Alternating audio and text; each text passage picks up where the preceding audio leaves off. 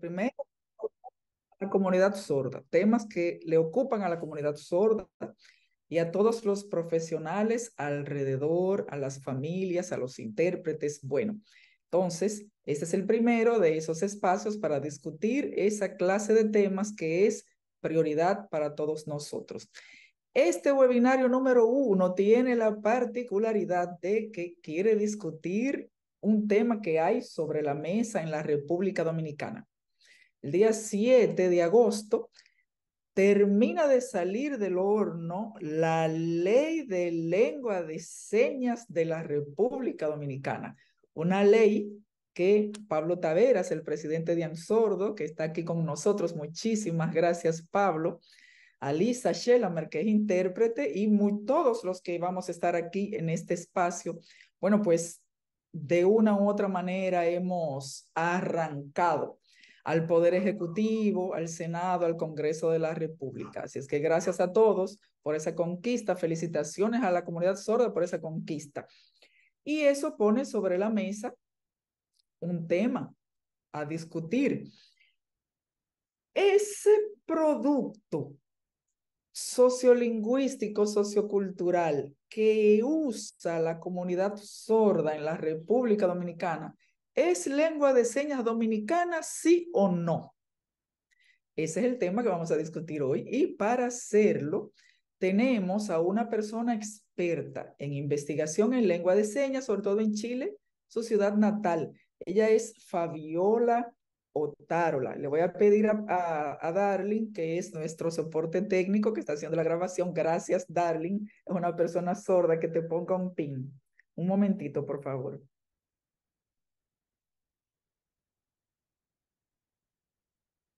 Vamos a ponerle un pin a Fabiola, por favor. Darling, sí. Y otro pin a Pablo, por favor, Darling. Gracias, Alisa. Ajá. Esperamos por ya. Y otro pin a Pablo, por favor. Y a Lisa, no quites a Lisa, Pablo, no la quites.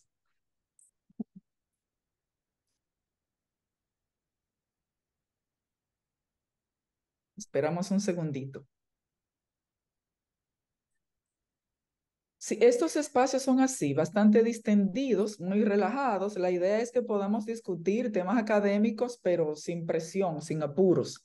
Por eso hemos querido dejar un tiempo largo, un tiempo prudente para las preguntas. Estamos esperando el pin para Pablo. Darling, por favor.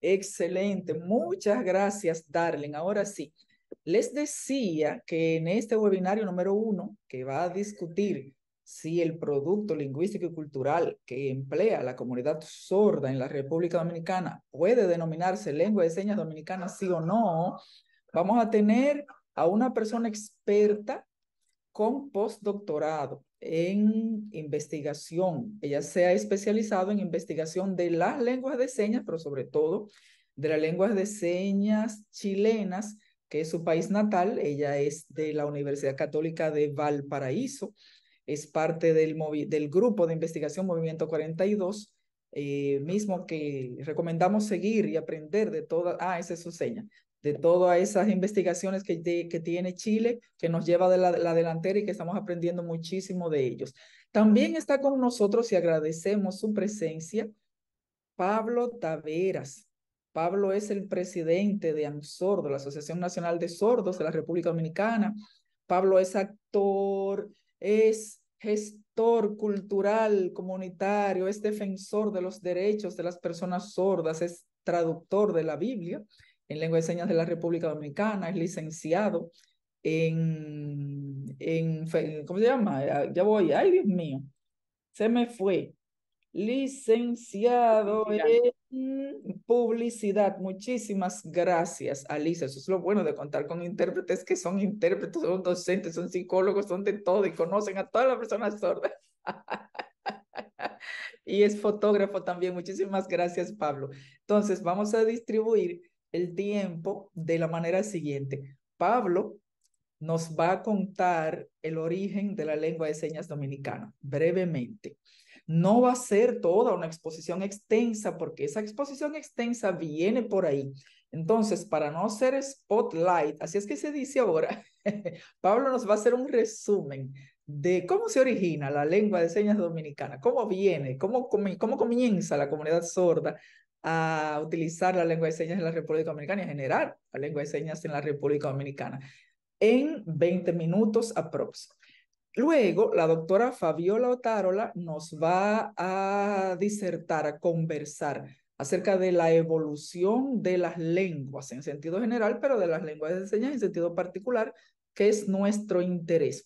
Y vamos a dejar 20 minutos para que ustedes abran las cámaras o también escriban en el chat y pregunten, porque lo que queremos generar es un espacio de discusión, un espacio de diálogo. Mientras habla Pablo y habla Fabiola, ustedes pueden ir anotando sus interrogantes o las pueden ir escribiendo en el chat, ¿sí? Para que al final pues tengamos ese tiempo de interacción.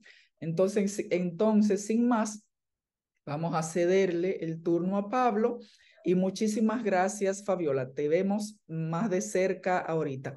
Vamos a dejarle el pin solo a Lisa y a Pablo. Darling, por favor.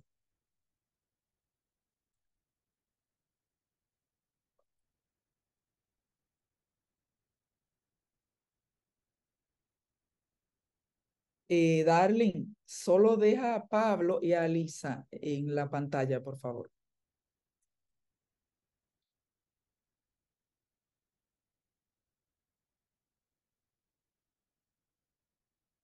Ya va,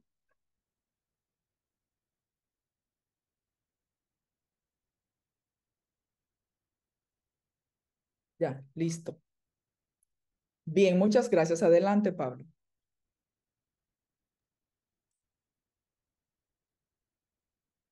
Un momentito, perdón, que tengo el fondo como borroso. Ahora se me ven bien la mano, ok. Sí, Muy buenas tardes a todos. Ahora, algunas personas están llegando de sus trabajos, están cansados quizás, pero muchísimas gracias por estar aquí en este primer webinar y gracias Clara por encargarse de esta actividad y gracias a la doctora Fabiola, es experta en lengua de señas y lingüística. Ahora voy a hablar de la historia de la lengua de señas en la República Dominicana. Gracias Clara por tenerme aquí. Algo interesante en este tema, realmente yo no he hablado nunca de la historia de la lengua de señas. Claro, yo siempre he sido líder y luchador, pero entonces estoy un poco nervioso porque no he hablado de eso formalmente jamás hasta ahora. Entonces, bueno, voy a hacer el esfuerzo. No voy a hablar línea de tiempo así tan rígido, sino hacer parte de la historia, parte por parte, para que puedan tener algunas cosas importantes en cuenta.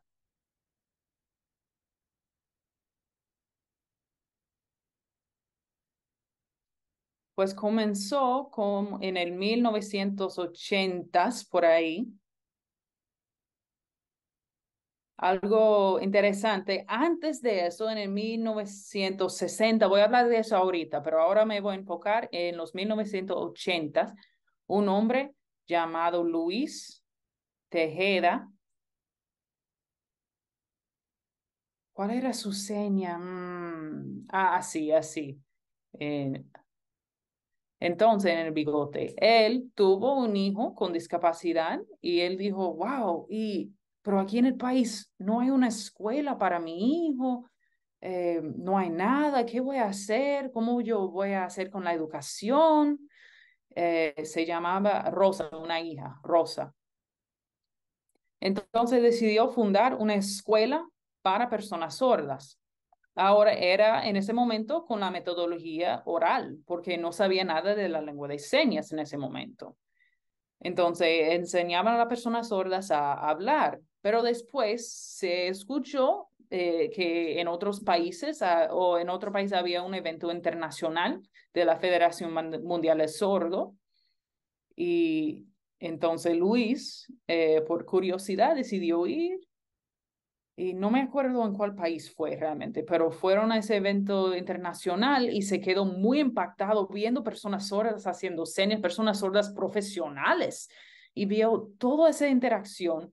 Y él dijo, pero ¿y cómo desarrollaron su educación en sus países? Y él se encontró con la lengua de señas y aprendió muchísimo de ese evento y llegó y pensó, ese método oral no nos está funcionando. Ahora, en la familia quizás tiene su beneficio, pero en la educación no está ayudando. Entonces, compró de los Estados Unidos unos libros de ASL, la lengua de señas americana, para poder enseñar lengua de señas básica aquí en el país. Ahora solamente era en la capital, no era en las otras provincias del interior. Tras el tiempo,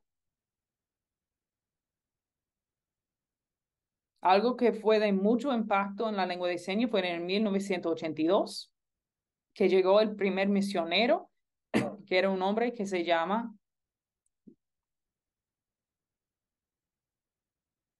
Robert Bell. Se lo dicen Bob. Eso es su seña, B en la frente. Él llegó al país y quería establecer iglesias cristianas, pero estaba buscando, tocando puertas, encontrando personas sordas y pues vio que no sabían ninguna lengua de señas. Se está congelando para todos. Ya, ahora sí. Sí, ya, sí. Vio seña casera que había, pero no una lengua. Entonces, comenzó con un campamento para personas sordas y comenzó a enseñar la lengua de señas americana en ese campamento en relación a la palabra de Dios, ¿verdad? Para poder predicar a las personas sordas. Pero los adultos aquí en el país sí tenían sus señas, pero se está congelando mucho. Soy yo. No, se está congelando, pero de una vez rápidamente se retoma el movimiento.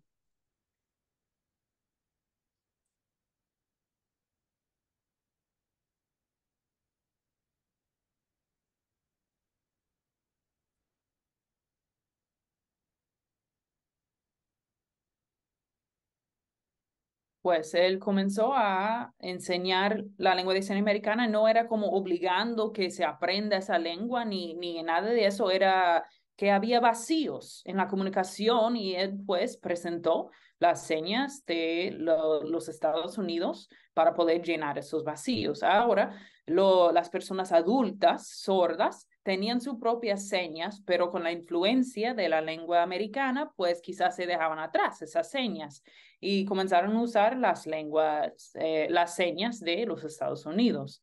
Claro, hay variación regional, hay variaciones, pero ese lengua como estándar prestado comenzó también a multiplicarse en las otras provincias. Eso fue la parte de la iglesia con los misioneros. También Peggy Blevins, otra misionera, que ella era misionera también en Puerto Rico, aprendió la lengua de señas de Puerto Rico, que también tiene su influencia de ACL, y pues enseñó la lengua de señas de Puerto Rico aquí para llenar esos vacíos, y eso también influyó.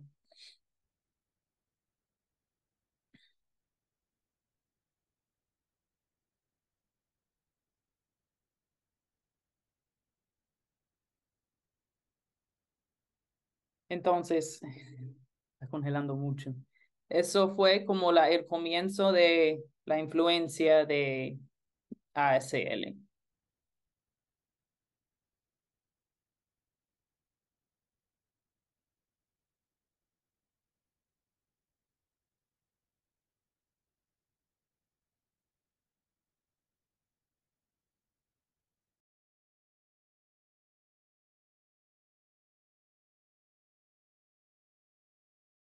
Va a poner su celular a ver si la conexión es mejor.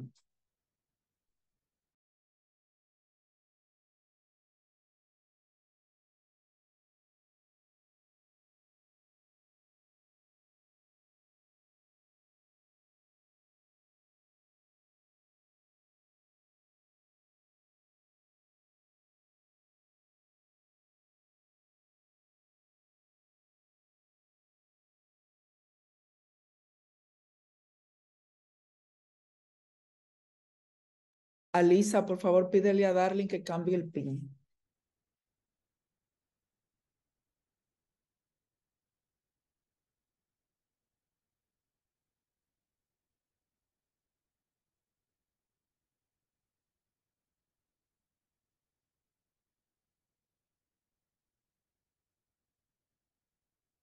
Todavía. Ajá, ok, ya. ¿Me ve mejor? Sí, parece que mejor, sí. Sí, Perfecto. sí. Y ya tiene Spotlight. Ok. Ok, perdón. Como estoy en el celular ahora se ve diferente. Perfecto. ¿Dónde estaba? Eh, ok. De, de Puerto Rico. Entonces, comenzaron a enseñar la lengua de señas americana Peggy Blevins y Robert Bell para llenar vacíos que había en la comunicación con las personas sordas.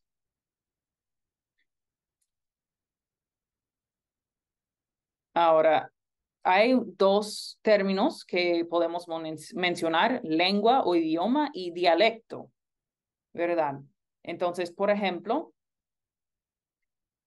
en todo el mundo, como que tiene no es muy fácil saber realmente los lingüistas determinar cuáles son lenguas y cuáles son dialectos en el mundo.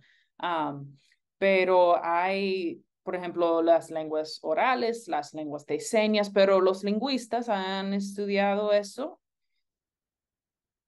Por ejemplo, el español, italiano, son dos lenguas, pero tienen su parte parecida, que se pueda entender, vamos a decir, como el 70% de la comunicación entre el español y el italiano. Y ahí pues, podemos decir que son muy parecidos, pero son dos lenguas.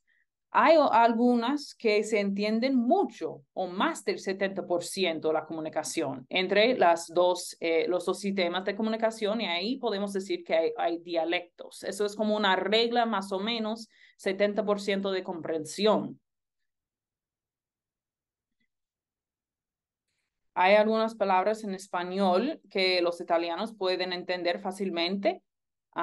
Entonces, es una regla flexible porque aunque se puede entender más del 70% entre dos sistemas de comunicación, hay factores religiosos, factores culturales, factores históricos que hacen que los lingüistas decidan determinar que son dos lenguas y no son dialectos. Es un poco complicado.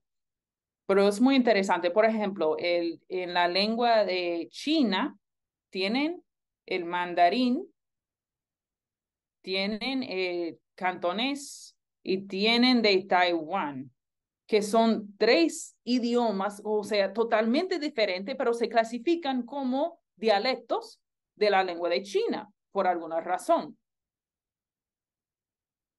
Entonces tenemos, por ejemplo, en el español, también tenemos español, castellano, tenemos el español de Latinoamérica, pero bien parecido. Ahí quizás tenemos dialectos.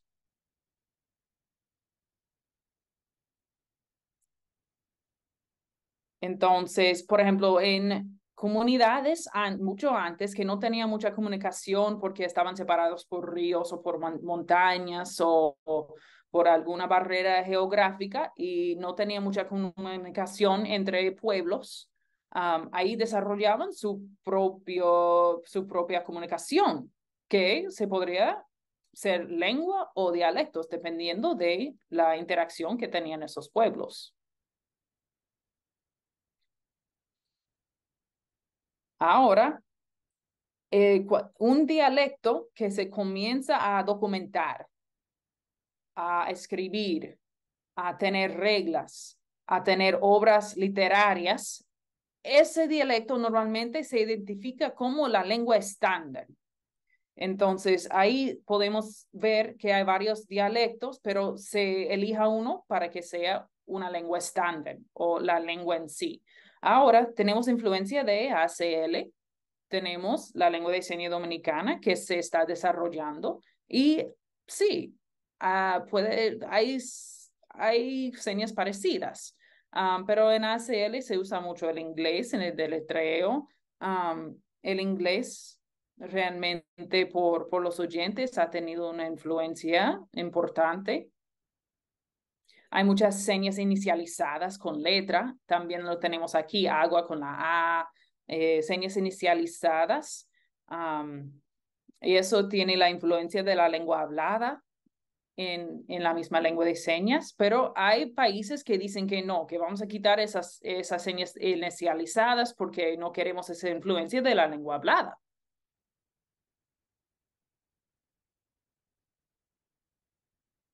Algo interesante, voy a decir realmente corto, en el 1960, Trujillo, el dictador, quizás había personas que tenían su lengua de señas, pero se ha contado que él mató a las personas sordas porque decía que eran monstruos, que eran inválidos, que personas con discapacidad, enfermos, y se puso a matar a personas con discapacidad, incluyendo personas sordas, y la población se desapareció casi. Y eso es una posibilidad o una posible razón porque en los 1980, cuando llegaban los misioneros, no había una lengua completa y se tenían que llenar esos vacíos con la lengua de señas de los Estados Unidos. También ahora estamos trabajando en un diccionario de la lengua de señas dominicana. Hay algunas señas dominicanas, sí, hay señas americanas también. Y en el futuro posiblemente vamos a reducir la lengua, las señas que son de los Estados Unidos. Estamos agradecidos por ese préstamo que nos hicieron, pero con el tiempo seguro van a sugerir nuevas señas dominicanas y reducir las señas americanas. Entonces, eso es como un resumen muy corto de la historia de los Estados Unidos. Realmente vamos a hacer entrevistas y recolectar mucha más información sobre la historia porque como no se ha documentado hasta ahora, pues es un poco complicado. Muchas gracias. Excelente, Pablo. Muchísimas gracias. Maravillosa presentación. Gracias.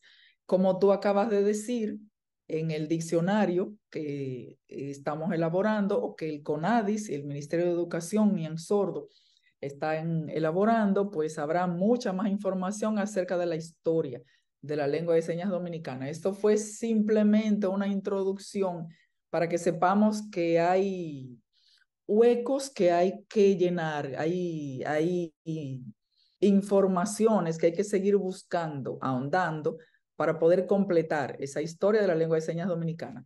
Vamos a pasar con la doctora Fabiola Otárola para que nos aporte más elementos de los que ya nos aportó Pablo. Recuerden ir anotando sus inquietudes para que al final los últimos 20 minutos los tengamos de conversación, de preguntas y respuestas. Gracias, Pablo. Le ponemos el pin a la doctora Fabiola Otárola, por favor. Alisa, ¿tú continúas o Yasmín? Yasmín. Ok, le pedimos a Darling.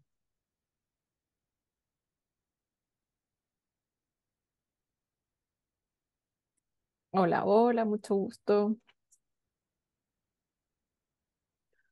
Mi nombre en seña es la F, que es en lengua de señas chilena. Y tengo por acá un lunar. Entonces, mi seña es esta. Mi nombre en seña es así. ¿Ok? Bueno, para hoy entonces me voy a poner el tiempo para no alargarme mucho y así poder compartir con ustedes más bien algunas preguntas que puedan ser interesantes para que podamos ir compartiendo. Y también me voy a apoyar de un PPT. Entonces, ustedes me van diciendo cómo lo pongo mejor para que así quede bien la interpretación y la voz puede quedar debajo, no hay problema. ¿Estamos bien claras así? Sí, sí, sí. Perfecto. Muy bien, entonces. Vamos a discutir entonces en torno a esta importante pregunta, que es o es dominicana la lengua de señas que usa la comunidad sorda. Y la verdad es que un poco quiero plantearles preguntas y seguir haciendo preguntas. La verdad es que no traigo tantas respuestas, pero sí traigo muchas preguntas para hacernos. Creo que esto ayuda a que podamos irnos aclarando algunas ideas o incluso favoreciendo algunas discusiones. Vamos a dividir entonces la presentación en dos momentos. Uno, en torno a la pregunta ¿qué hace que una lengua de señas sea una lengua? ¿Cuáles serían las características de aquello? De esa forma podremos identificar si la lengua que estamos usando primero es una lengua o un poco lo que planteaba también Pablo, ¿no? O será un dialecto, ¿sí? Y segundo, cómo surgen, crean, enriquecen las lenguas de señas o las lenguas de signos en el mundo, ¿no? Bueno, entonces, ¿qué hace que una lengua sea, una lengua de señas sea una lengua? Aquí tenemos, o les propongo 7 puntos que pudieran ser interesantes, que pudiéramos ir conversando. Voy a ir a cada uno, ¿ok? Para que así nosotros podamos ir distinguiendo. Podríamos hacer preguntas, si no queda muy claro algún punto, luego en la parte de preguntas podemos volver a retomar, ¿no? Entonces estas serían, y propongo aquí estos 7 puntos, para ver las características claves que hacen que la lengua de señas sea una lengua. Vamos a ir entonces a la primera, que señalaba que una lengua de señas, para ser una lengua, tiene que tener una gramática propia.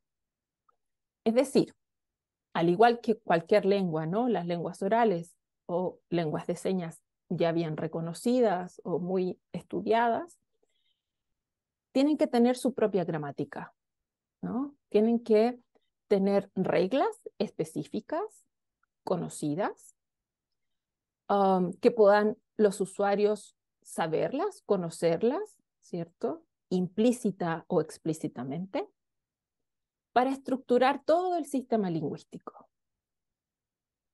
Y cuando hablamos de un sistema lingüístico, entonces podemos reconocer unidades mínimas de significado, que son estos, el sistema fonológico, ¿no? Cuando hablamos del sistema fonológico, nos referimos a que cualquier lengua, ¿cierto? Para llamarse lengua, tiene que tener unidades mínimas, que estas unidades mínimas aisladamente no tienen ningún significado, no significa nada. Pero si las unimos unas a otras, sí mantienen el significado, o sí podemos construir significados. Estas unidades mínimas son limitadas, las podemos reconocer, pero los significados que podamos armar serían múltiples, ¿no? Entonces, esos serían los elementos fonológicos. En el caso, por ejemplo, de las lenguas de señas, tenemos los parámetros formacionales. Nosotros les decimos de esta forma, no sé si en lengua de señas dominicana, pero es parámetros formacionales, ¿no? Que esos son el movimiento, la ubicación en el espacio de la seña, la ubicación de la palma de la mano, si va hacia dónde va dirigida la palma de la mano, los movimientos no manuales, la expresión. Por ejemplo, nosotros decimos flaco o delgado, ¿no? Pero no solo tenemos que hacer esta seña de esta forma, sino que además tenemos que hundir las mejillas. No resulta la misma el significado si yo hago esta seña sin mover las mejillas, ¿no? Sin tener las mejillas de una posición. Bueno, también existen elementos morfológicos, ¿sí? Y los elementos morfológicos es unidades que tienen significado, pero que unidas a otra unidad tienen un significado mayor o un significado más complejo. Por ejemplo, en lengua de señas chilena hemos visto que sea configuración manual, ¿sí? Que es una configuración manual con la mano plana, muchas de las señas de esta forma se hacen que tengan que ver con papel, reglamento, documento, ley. Entonces, tenemos ley, tenemos decreto, tenemos normativa, ¿sí? Entonces, en nuestra lengua, por ejemplo, en la lengua de señas chilena, tenemos algunos elementos que dan cuenta de un elemento morfológico, ¿no? Entonces, en este caso, esta ubicación sería un morfema. Todo aquello que comience de esta forma va a significar documento legal, más o menos. Bueno, y lo sintáctico tiene relación con las reglas que tiene una lengua.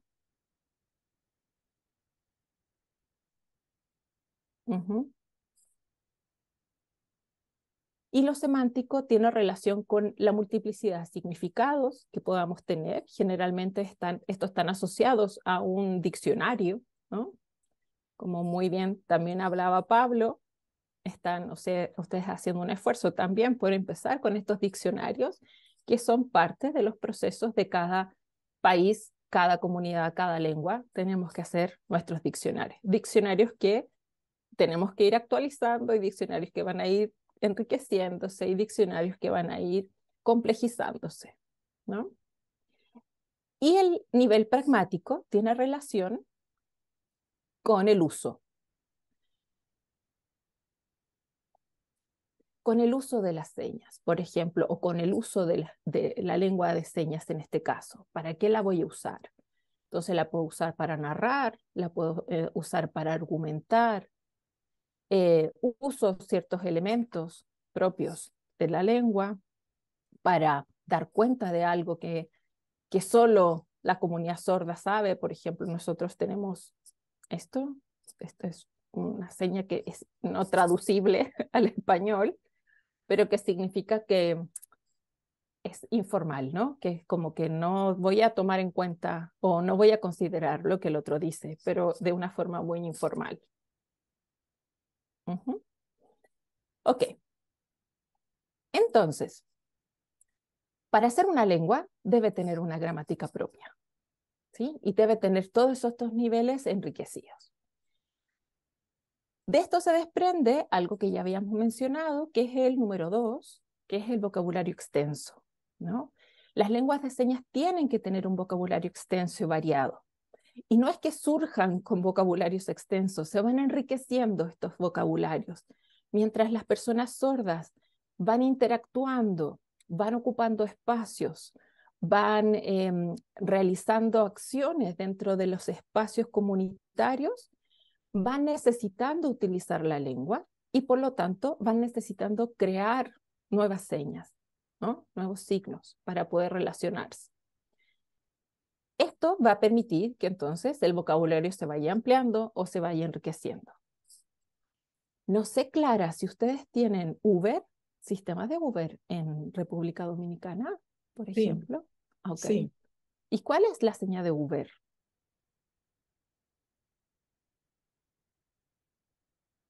¿Uber está? ¿Sí? Taxi, taxi. La Como, misma, Yasmín, la misma de taxi. ¿O tiene otra aparte de taxi? mira, Uber, Dice Alisa que se deletrea Uber, que Alisa ok, está preguntando. ya. Porque es Alisa un, está preguntando a las personas sordas que están aquí. sí, bueno. Para nosotras, por ejemplo, Uber es un sistema nuevo de no hace mucho tiempo, por lo tanto, tuvimos que crear una seña. La comunidad sorda tuvo que crear una seña. Y nuestra seña de Uber es esta, ¿no? Entonces, la construcción de Uber, por ejemplo, es auto, que así se dice auto en lengua de señas chilena, y Uber. Se dice de esta forma porque es la configuración de U más auto, ¿no? Entonces, así surgen muchas señas y la participación, ¿no? Y así muchas señas nuevas en carreras profesionales, en espacios, por ejemplo, uh, de, deporte, ¿no? Como varias actividades donde las personas sordas van interactuando.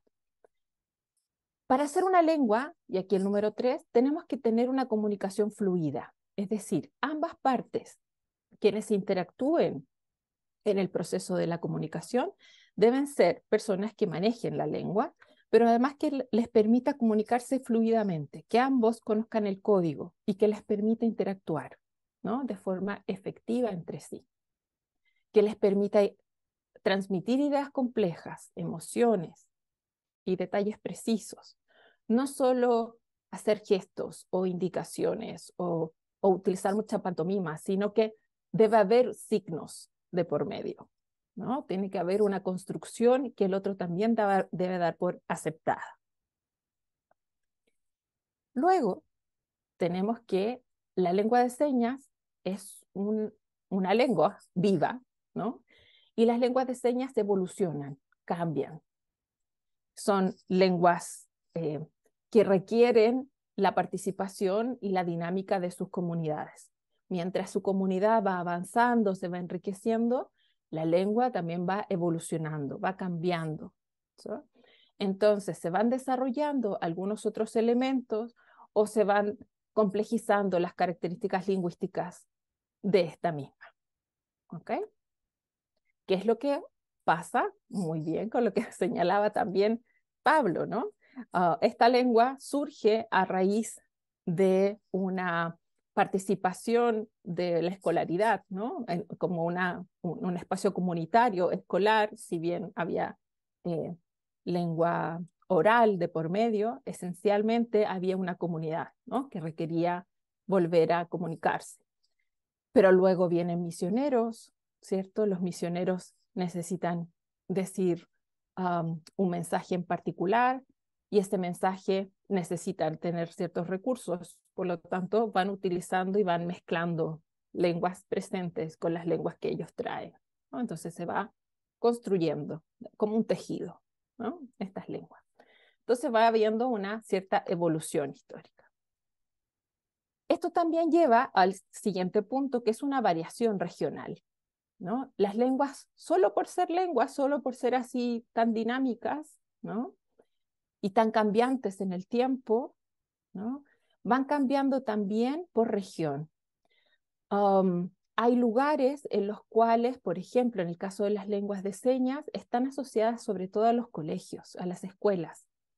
Cuando los señantes pertenecen a una comunidad escolar particular, tienen un grupo de señas en particular, ¿no? Sin embargo, se puede reconocer quién pertenece a otra comunidad escolar porque hay momentos en que tienen otras señas o otro grupo de señas o utilizan señas en particular, ¿no? O que pertenecen a una asociación de personas sordas que está lejos de esa región, entonces crearon una que otra seña que pudiera ser variante. Ahora, esto no implica que cambia la lengua, ¿no? Solo que se enriquece con algunas otras variantes. Luego, saltamos, importante al número 6, que es la transmisión generacional. De esto dependen las lenguas. Es básico. Y para que así sea, es muy necesario que la comunidad, en este caso la comunidad sorda dominicana, pueda transmitir de generación en generación su lengua. Y la forma que tenemos es directamente, ¿no? No hay otra forma de poder transmitirla. Hay que transmitirla a través de cuentos, a través de historias, a través de conversaciones, interacciones, etcétera, ¿no? Y finalmente, la lengua, para ser lengua, tiene que cumplir la función básica, que es comunicar.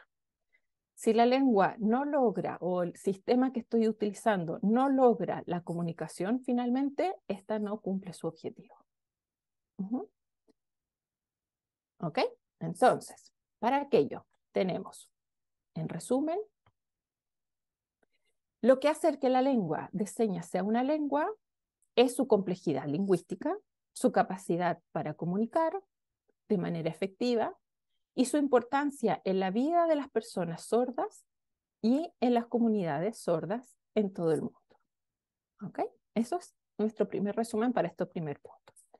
Y el segundo punto es el que les señalaba de cómo entonces surgen las lenguas. ¿De dónde? Algo ya nos adelantaba entonces Pablo en la primera parte y cumple directamente con algo que aquí ustedes ya ven. Surge con las comunidades sordas, ¿sí? Ya sea en un colegio, como aquí se señalaba, o en una iglesia, ¿sí? El punto es donde se reúnan las comunidades sordas. Donde se reúnan personas sordas, existe la necesidad de comunicarse, por lo tanto, surge la lengua. Entonces vamos a cada una de ellas. Entonces, las lenguas de signos o las lenguas de señas, entonces, se desarrollan de manera orgánica en las comunidades por las personas sordas. Y esto como un medio de comunicación natural y efectivo, como ya decíamos, ¿no? Suelen remontarse a la creación de las escuelas públicas. Acá en Chile también. Nosotros tenemos asociada la lengua de señas a la llegada de la escolaridad, ¿no? Para nosotros fueron los franceses. Los, eh, eh, sacerdotes, ¿no? Los misioneros franceses fueron los que llegaron a Chile y crearon la primera escuela de sordos. Por lo tanto, nuestra lengua de señas viene inicialmente desde Francia. Esa es nuestra base. Y luego, con el tiempo, comenzaron a crearse nuevas señas, se empezaron a mezclar con otros misioneros que también vinieron a Chile, que tienen relación con misioneros americanos también, ¿sí? Pero ya había una población sorda. Por lo tanto, hubo una unión ahí de lenguas y por lo tanto tenemos señas muy parecidas a las de estas dos variantes, que es americana y también tenemos francesa de por medio.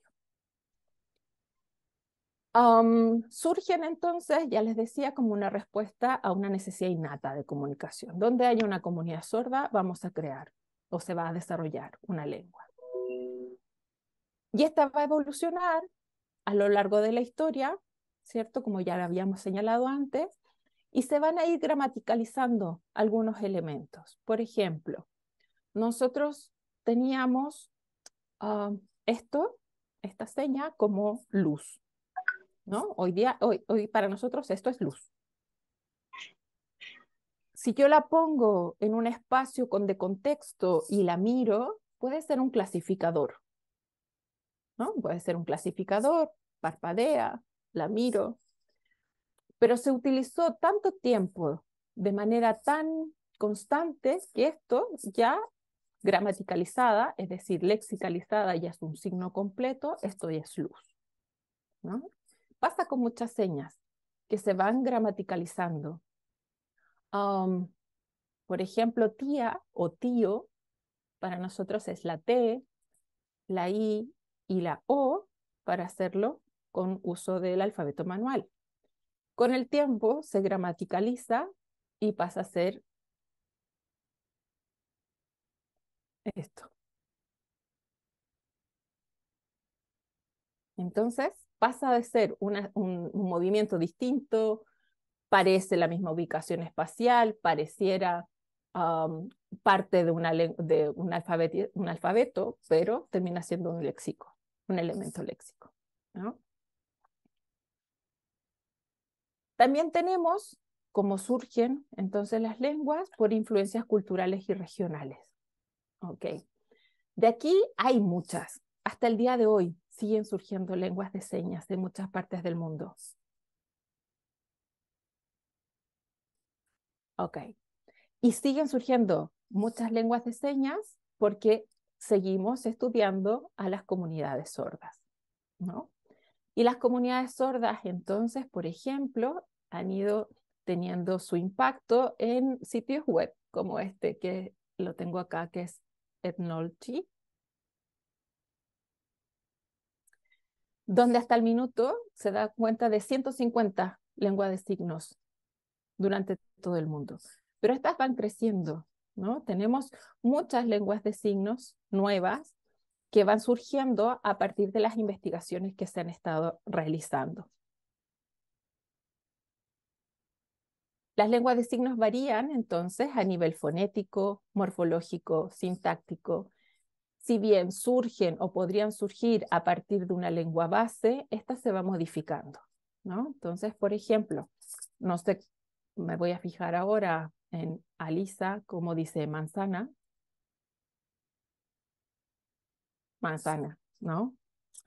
Esta manzana para nosotros también. Manzana es esto. Y es muy icónica, ¿no? Es muy parecida al elemento.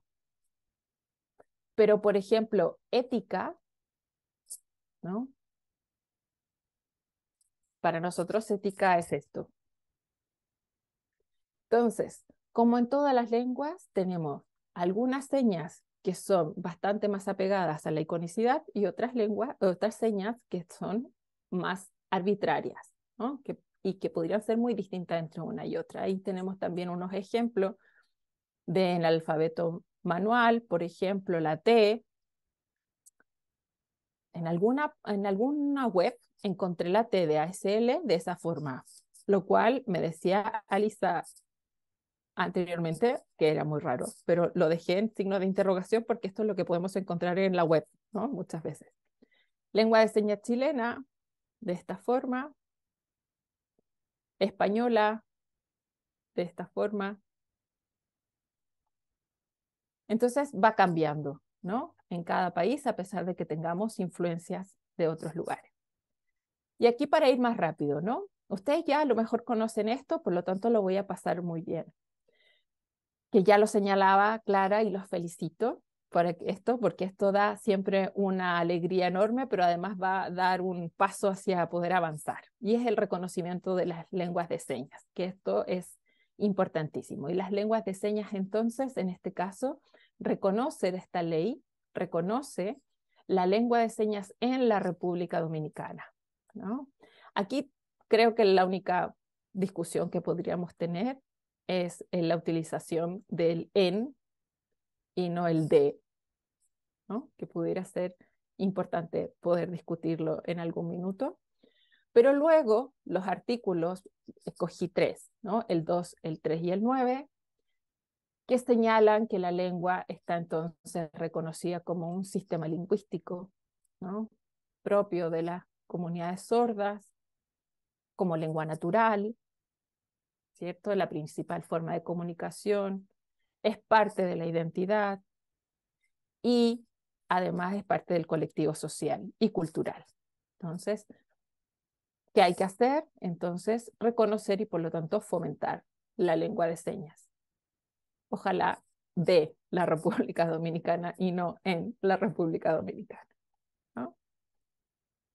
Para ir cerrando entonces, creo que esto lo podemos ir dejando para la discusión posterior. Es muy importante que podamos tener una lengua que podamos observar, investigar. ¿Por qué? Por todos estos elementos que son importantes ir viendo en detalle. ¿Por qué? Porque mientras más podamos investigar la lengua, mientras más acciones tengamos para poder reconocer la lengua que tenemos, nos va a permitir promover derechos y oportunidades para las personas sordas, crear recursos comunicativos, formar, educar, ¿sí? Contribuir al desarrollo de todos y todas, ¿no? Influir, por supuesto, en esta política, que si no es lo que nos pasa a nosotros, que tenemos la ley, pero ahora tenemos que trabajar por la reglamentación, porque no es solo tener una ley, sino que cómo se lleva a cabo. Entonces, para cerrar con estos dos elementos, ahora yo les digo a ustedes, ¿cómo podemos reconocer o cómo debemos hacer para respondernos, ¿cierto? Que si lo que estamos utilizando es dominicana y si la lengua de señas que estamos utilizando entonces es propia de la comunidad sorda dominicana, ¿no?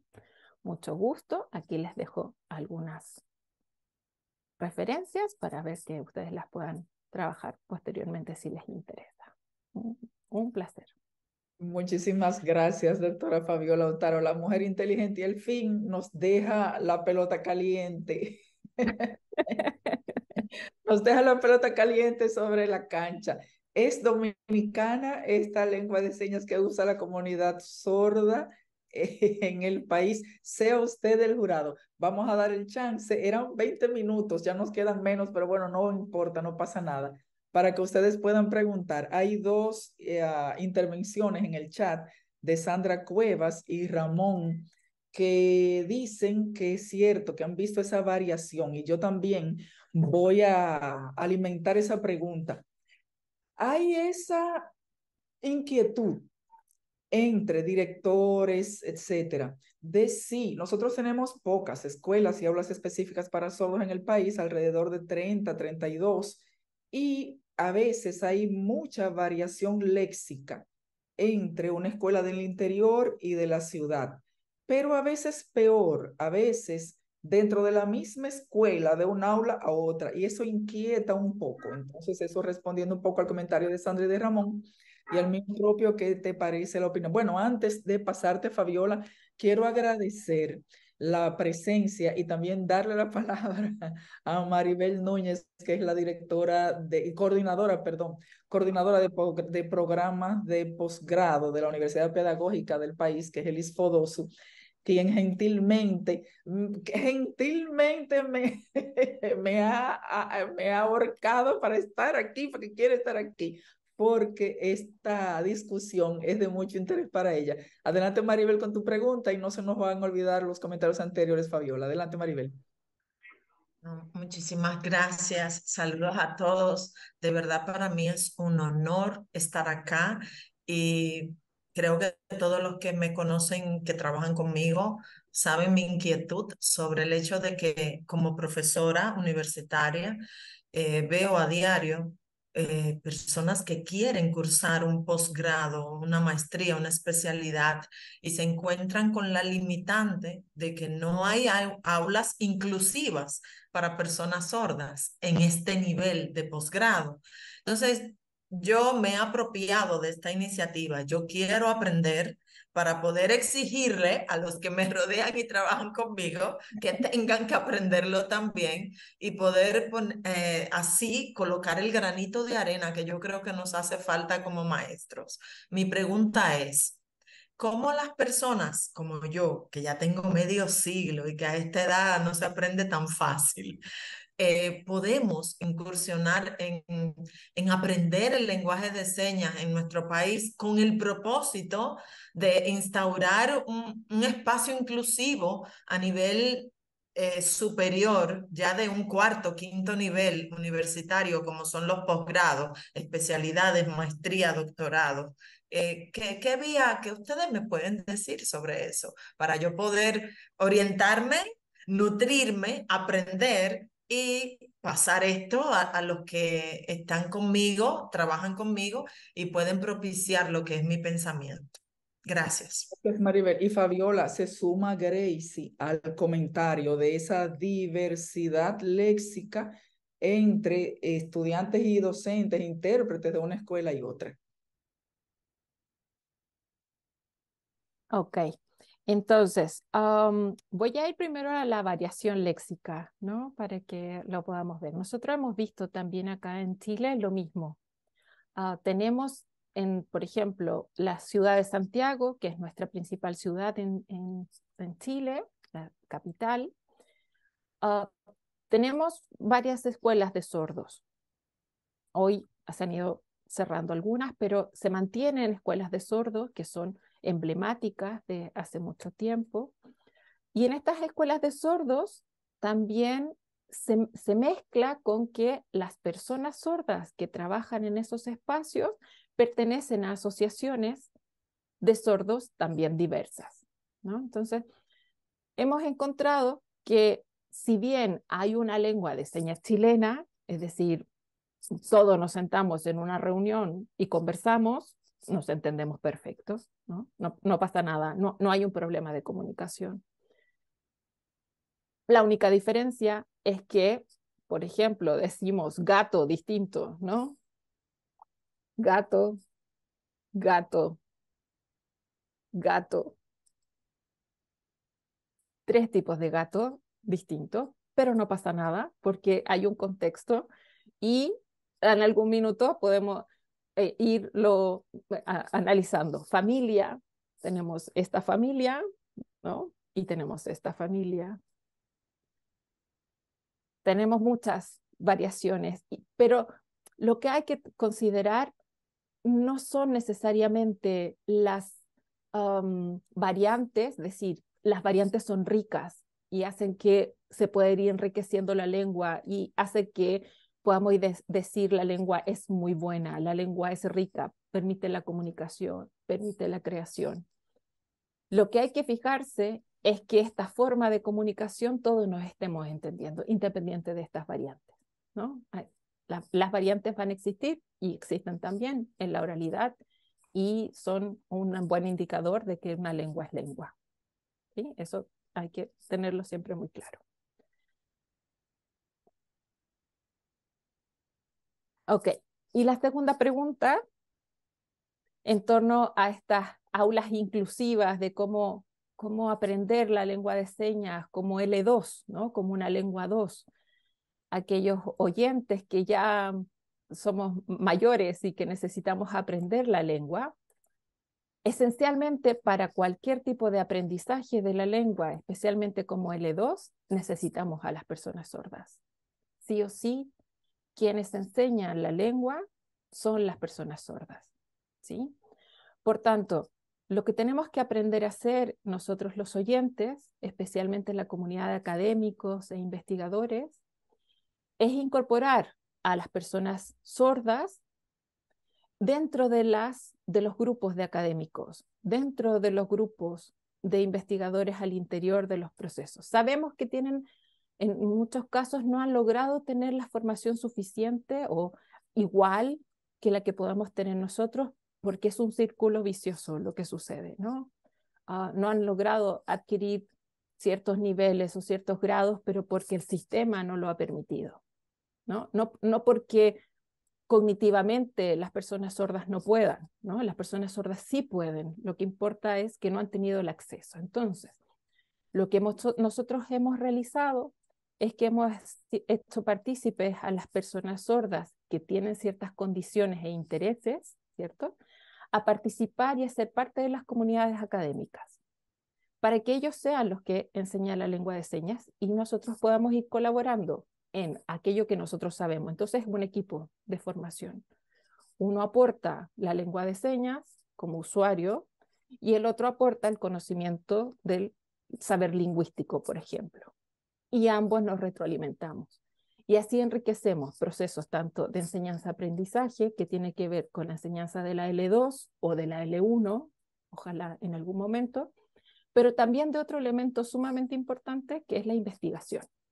No se puede investigar si no se tiene personas sordas incorporadas en los equipos de investigación.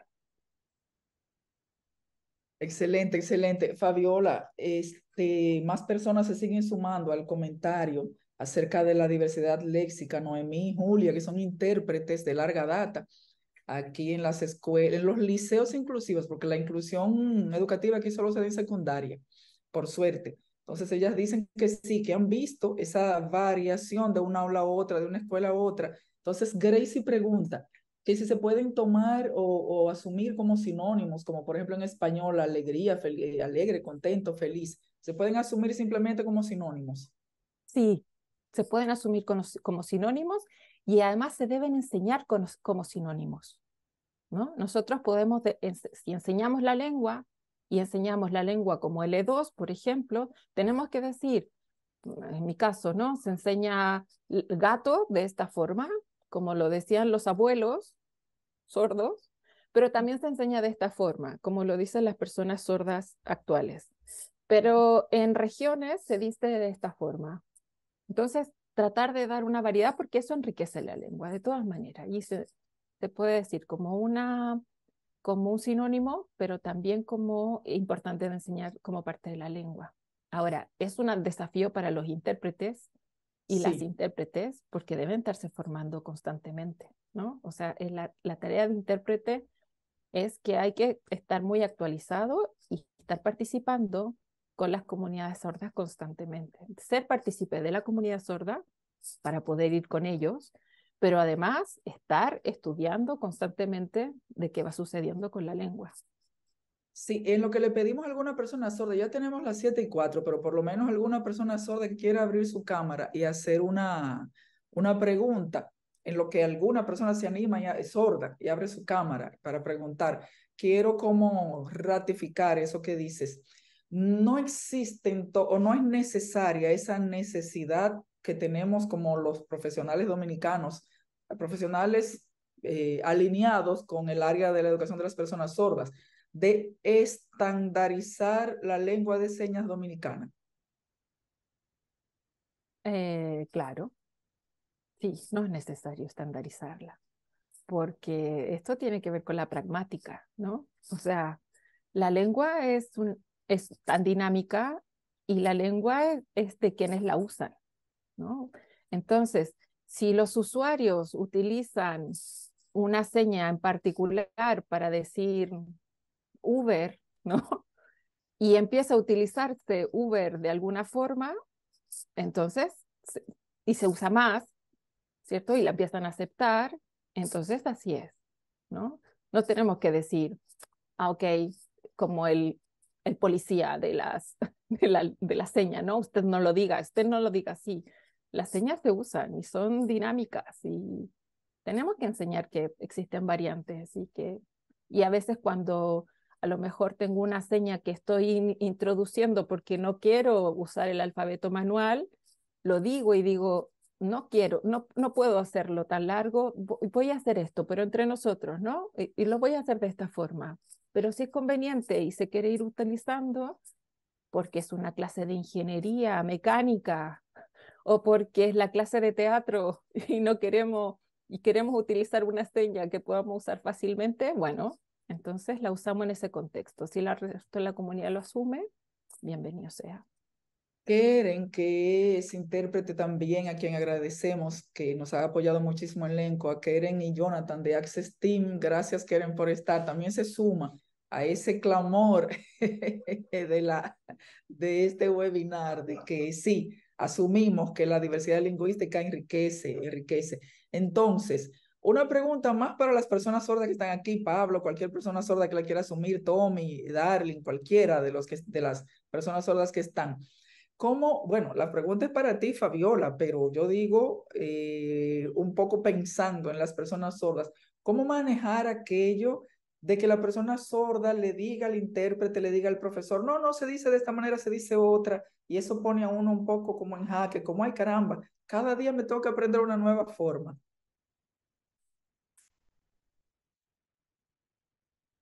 Esperamos que Pablo sí quiere participar y luego puedo Ujú. comentar algo si hace falta. Ujú.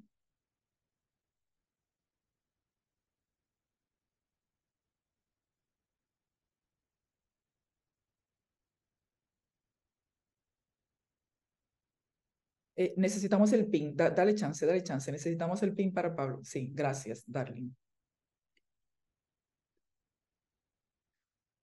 Bueno, es interesante esa pregunta porque hay muchas personas sordas que quieren que los intérpretes usen su variante. Ujú. Ahora, si estamos en una comunidad que sabemos que esa es la seña que se usa en esa comunidad, ese intérprete tiene que hacer el cambio, el ajuste a esa comunidad. Pero si, por ejemplo, yo tengo otra seña y yo sé que en esa comunidad usa otra seña, debo como intérprete ajustarme. No podemos decir, no, yo tengo una seña ya, no me dé otra seña, porque sabemos que hay variantes, que evoluciona. A veces hay 5 o 6 variantes y los intérpretes tienen que, si quieren alcanzar toda la comunidad, tienen que aprender las variantes.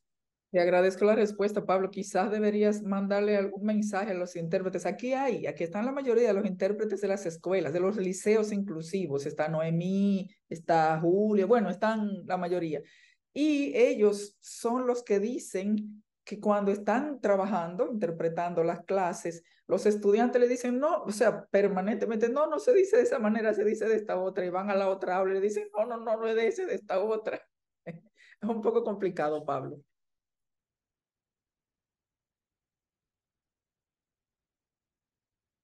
Sí, sí, sí, sí, claro, claro. Sí, sí, sí. Vamos, Pablo. Darling. Ah, sí, gracias, gracias. Bueno, mi nombre es Darling. Esta es mi seña de en lo diente. De lo que dijo Pablo, tengo otra perspectiva, que quizás los intérpretes lo que tienen que interactuar más con la comunidad sorda, porque entre surgen nuevas señas, los intérpretes tienen que enterarse de eso lo más rápido posible. Ahora, quizás si hay un tiempo antes de comenzar la interpretación, si hay una inquietud, se puede hacer la pregunta a las personas sordas que están ahí, ¿cuál es su seña? Para poder mejor ajustar. Excelente, muchísimas gracias, Darling. Sí, adelante, Fabiola. Ahí déjame ver más interacciones. Gracie dice que la lengua es viva y evoluciona. Segundo, a ver qué dice segundo. Existe la lengua de señas culta y otra vulgar, como a veces se me fue. A ver, como a veces se menciona en español.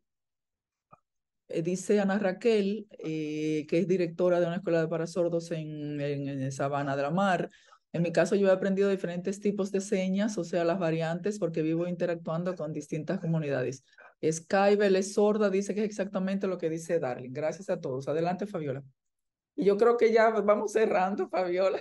Y me queda solo poder dar cuenta de que lo que señala Darling es así, ¿no? Es tarea y es un gran trabajo y desafío para los intérpretes estar siempre en contacto con las comunidades sordas, anticipar sus trabajos, ¿no? Saber que si va a una actividad con una comunidad sorda en particular, la idea es llegar con anticipación y poder familiarizarse con las comunidades sordas, con aquella persona quien va a interpretar, porque um, es muy importante saber el código lingüístico, ¿no? Es muy importante saber la seña, pero muchas veces hay que tener mucho cuidado que cuando interpretamos, también interpretamos la identidad del otro.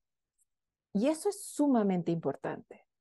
No es solo pasar de una lengua a otra, es también en nuestros casos pasar la identidad de esa persona a través de la lengua.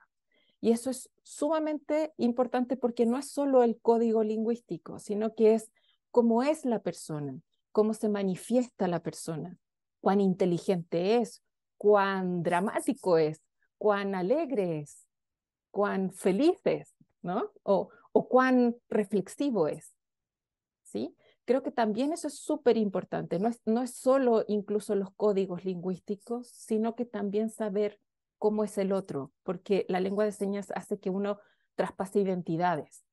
Y si nosotros los oyentes quisiéramos que alguien fuera nuestra voz, quisiéramos que la voz de esa persona pudiera ser lo que nosotros queremos decir, ¿no? Que pueda representar lo que nosotros somos y no lo que nosotros no somos. Y por eso hay que tener mucho cuidado.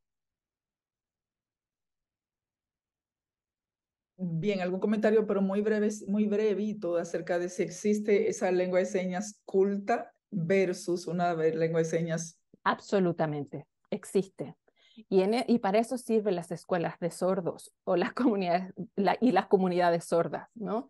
En las comunidades de sordos, generalmente voy a rastrear señas que son propias de una dinámica más informal, ¿no? Pero si me voy a rastrear y a conocer la lengua de señas en un espacio educacional, la lógica nos daría en que en el espacio educacional tendríamos una lengua de señas más formal. Y así, por ejemplo, si tuviéramos en esta situación, ¿no? Que tenemos a nuestra intérprete, las señas que va a estar usando son señas que son más cultas, porque están en un espacio académico. Entonces, la información que voy dando también es el tipo de seña, así que existe la seña formal, informal, dependiendo del contexto. Bien, muchísimas gracias a los comentarios de Dulce González, Mary, Sheila, algunos intérpretes que, bueno, pues se suman a esto. Sheila pone un poquito el contrapunto, un poco el origen de la conversación, de esa supuesta estandarización. Estamos como queriendo caminar hacia la estandarización de una lengua de señas dominicana como ideal, que es realmente lo mismo que pasa en el español. Estamos todos, sobre todo los dominicanos, que estamos un poquito estigmatizados con nuestra manera dominicana de hablar el español. Entonces, tratando de elevar esa estima lingüística, bueno, nadie habla ni bien ni mal, hablamos español dominicano, igual que Fabiola habla español chileno. Entonces, un poco eso está retomando Sheila y yo creo que queda conversación para rato, Fabiola. Yo creo que no cierra en este webinario el tema, porque de hecho la pregunta no ha sido respondida, quedó en la mesa, sea usted el jurado, para no abusar del tiempo de Yasmín Acevedo y de Alisa Shelamer, que nos hicieron la interpretación magistral en esta noche. Les dijimos, no, no, es una hora, no se preocupen, es una hora, pero realmente llevamos 1 hora y 14 minutos. Perdón, lo siento. Vamos a dejar aquí este espacio. Agradecemos muchísimo a Pablo Taveras, presidente de ANSORDO, todas las personas sordas que están aquí, a Maribel Núñez, los técnicos, los intérpretes, los docentes, directores, a Fabiola, que ha sacado un tiempo maravilloso de su muy apretadísima agenda para nutrirnos con toda su experiencia, porque ellos nos llevan un tiempito. Pero nosotros, Fabiola, les vamos a caer atrás, vamos a animar. Bueno, esa última palabrita te la dejo a ti. Anímanos a investigar, por favor, y con esa palabra cerramos. Sí, estamos muy cerca, ustedes y de nosotros, así que yo creo que mejor seamos compañeros de camino, ¿no? Más que seamos adelantados. Vamos y investiguemos juntos, ¿no?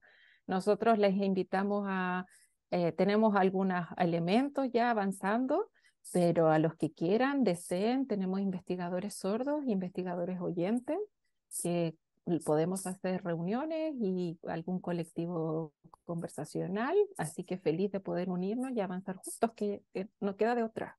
Nos gustaría vivir esa experiencia. Yo creo que Maribel Núñez nos respaldaría, que tanto le gusta la investigación. Pues muchísimas gracias a ustedes por estar. Este webinario va a quedar grabado para su consulta futura. Y bueno, gracias por estar. Feliz noche. Gracias a todos. Muchas gracias. Gracias, Alisa. Gracias, Yasmín. Gracias a todos.